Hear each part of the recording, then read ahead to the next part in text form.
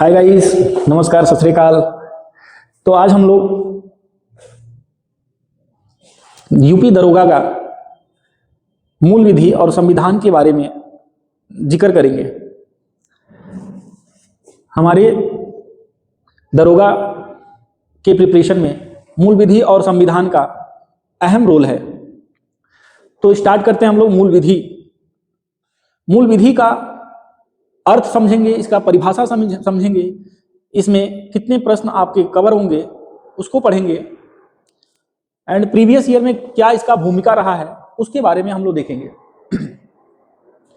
तो मूल विधि 2023 से पहले कुछ और थी।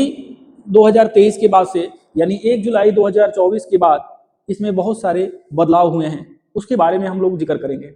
ठीक है, तो सबसे पहले हम लोग देखते हैं मूल विधि का शाब्दिक अर्थ क्या होता है। तो मूल विधि का शाब्दिक अर्थ होता है कानूनों का संग्रह। क्या होता है? कानूनों का संग्रह।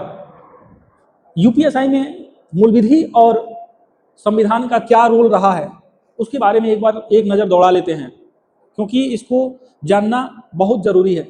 अगर आपको नहीं जानकारी होगी तो ऐसे जीएस में 10 से 12-15 सब्जेक्ट ऐसे हैं जो आपको पढ़ना होगा 40 नंबर लाने के लिए। यानी 40 क्वेश्चन जो जीएस का होगा उसमें बहुत सारे सब्जेक्ट्स हैं, लेकिन उन सभी सब्जेक्ट्स पे कमांड किसी का भी नहीं बन पाएगा। इसलिए इसको अलग अलग करके बांट के पढ़ेंगे तो आपको ज़्यादा समझ में आएगा और उससे आप चतुराई से 50% से अधिक नंबर गेन कर सकते हैं। देखिए, मूल विधि में 40 जीएस में 40 प्रश्न आएगा और इसको हम लोग 3 भागों में बांट के पढ़ेंगे। पहला भाग मूल विधि जो 7 से 8 प्रश्न हमें देता है, बढ़ भी सकता है 1-2 नंबर, घट भी सकता है 1-2 नंबर, यानी एवरेज देखा जाए तो 7 से 8 प्रश्न हमें मूल विधि देता है। इसी का बड़ा भाई एक संविधान 11 से 15 प्रश्न आपको देता है। तो मोटा मोटी हम लोग देखें तो हमें मूल विधि और संविधान से इस 40 में से 50% नंबर यानी 20 क्वेश्चन हमारा यहीं से बन के तैयार हो जाएगा। कहां से?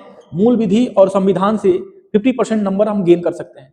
यानी जो अन्य 20 क्वेश्चन बचेंगे, 20 प्रश्न जो अन्य बचेंगे उसमें देखेंगे ना, बहुत सारे सब्जेक्ट्स हैं, किसी का वो कंप्लीट नहीं हो पाता है। किसी का इतिहास बहुत तेज होगा तो किसी का भूगोल तेज होगा, किसी का जीके सही होगा तो किसी का कंप्यूटर सही होगा, किसी का करंट अफेयर सही होगा। तो मोटा मोटी हम देखें ना तो इन्हीं 2 सब्जेक्ट से हम 50% नंबर प्राप्त कर लेते हैं। ठीक है, थोड़ा सा ये मैं अलग जा रहा हूं, नहीं तो मैं डायरेक्ट टॉपिक्स पे आता कि हमें क्या पढ़ना है मूल विधि में, लेकिन ये भी जानना जरूरी है। ठीक है, जिन विद्यार्थियों को ये जानकारी नहीं है वो कहीं ना कहीं इन्हीं सब चीजों में भटक जाएंगे और अपना जहां से ज्यादा प्रश्न लाना है उसको छोड़ देंगे, यानी वो लाइन भटक जाएंगे वहां से। उन्हीं सबों को बताने के लिए मैं ये चीजें बता रहा हूं। ठीक है, तो आपको आई होप समझ में आ गया होगा कि हमें फोकस कहां करना है। दरोगा में अगर जीएस के पोर्शन को देखा जाए तो मूल विधि और संविधान, इन्हीं दोनों पे फोकस बना के हमें 20 क्वेश्चन प्राप्त करना है। ठीक है, तो आइए चलते हैं हम लोग मूल विधि के बारे में हम लोग पढ़ेंगे। ठीक है, इसका अभी शाब्दिक अर्थ बताए हैं, क्या होता है? कानूनों का संग्रह। अच्छा, परिभाषा हम क्या कह सकते हैं मूल विधि का? मूल विधि का परिभाषा संविधान के द्वारा भारतीय नागरिकों को जो अधिकार प्राप्त होते हैं, यानी कहा गया है कि हमारे देश के जो भी नागरिक हैं संवैधानिक दर्जा प्राप्त है उन्हें, उन्हीं संविधान के आधार पे सभी नागरिकों को अधिकार दिया गया है।